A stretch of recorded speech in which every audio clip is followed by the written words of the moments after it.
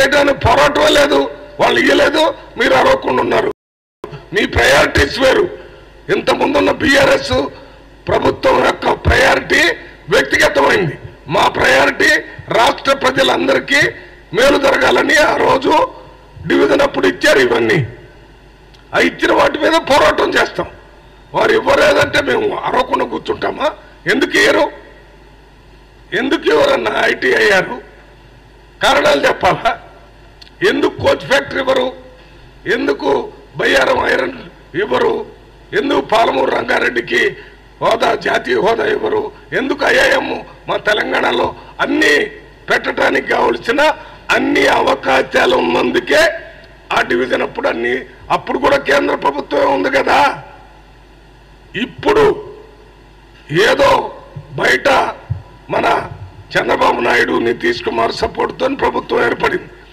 అదే కాంగ్రెస్ పార్టీకి వీళ్ళు సపోర్ట్ చేస్తుంటే ఇప్పుడున్నటువంటి ప్రభుత్వం తెలంగాణతో పాటు ఆంధ్రాకి ఇచ్చిన హామీలు కూడా అమలు చేసేవాళ్ళం.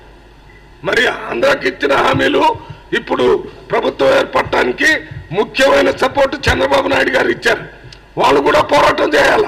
నేను అనుకుంటున్నాను, మేము తెలంగాణకి ఇచ్చిన హామీల కోసం పోరాటం చేస్తాం, వాళ్ళు ఆంధ్రాకి ఇచ్చిన హామీల కోసం పోరాటం చేస్తాం. మొత్తం అందరు ఎంపీలు కేంద్ర ప్రభుత్వం మీద పోరాటం చేస్తాం. ఇచ్చేంత వరకు పోరాటం జరిగింది. ఇవ్వనన్నారు, మీరేం చేస్తారు? ఇవ్వనన్నందుకే పోరాటం. ఎందుకు ఇవ్వరు? ఇవ్వాల్సిందే, మా హక్కు అది.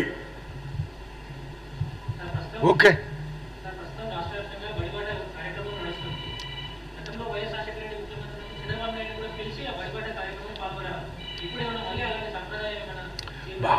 రాష్ట్రంలో ఉన్న మంత్రులు, ఎమ్మెల్యేలు, ఎంపీలు మా అందరికీ ముఖ్యమంత్రి గారు దిశానిర్దేశం చేశారు.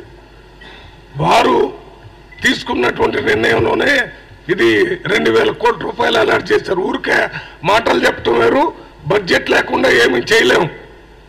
బడ్జెట్ ఉన్నందుకే సెమీ రెసిడెన్షియల్ స్కూల్ ప్రోగ్రాం పెట్టాలనేటటువంటి ఆలోచన.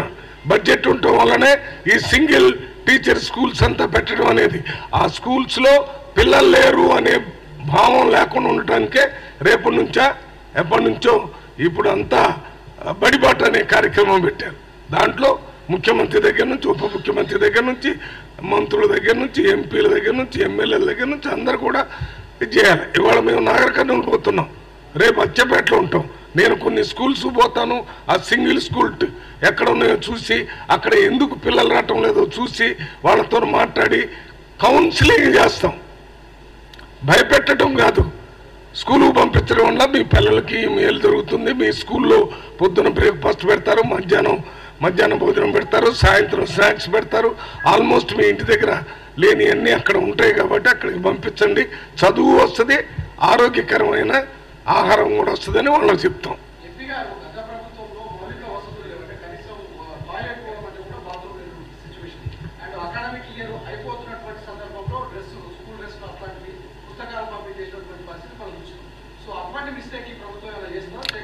అంటే ఇప్పుడు మిస్టేక్ చేసినట్టు అనుకుంటున్నారా?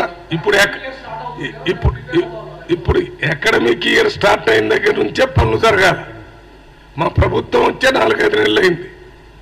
ఇప్పుడు నుంచి స్కూలుకు బాత్రూమ్లు కట్టేటప్పుడు ఏది అడ్డం రాదు కదా.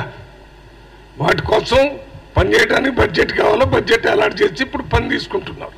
ఇప్పుడు స్కూల్ మొదలవుతుంది కాబట్టి బడి బాట పెట్టారు. ఇప్పుడు స్కూల్ మొదలవుతుంది కాబట్టి ఏది సెమీ రెసిడెన్షియల్ స్కూలుకి ఏమేమి సౌకర్యాలు చేస్తున్నట్టున్నారు.